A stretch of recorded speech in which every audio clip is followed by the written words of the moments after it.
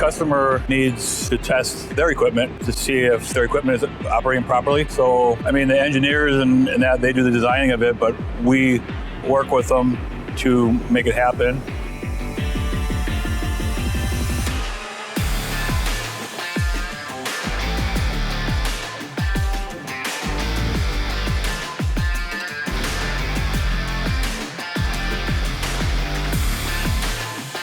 Our team here, we do all the welding and fabricating, whether it's sub-bases for our big engine dynamometers, the 900s, and pretty much anything that goes out our door, we fabricate and weld right here.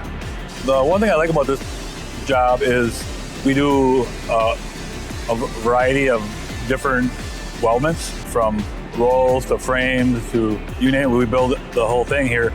Our customers come to us for custom solutions that may not readily be available from our competitors. So customers come to us, we work with engineering and vice versa, and creating the best possible solution to keep our customer happy and to grow our business to the next level.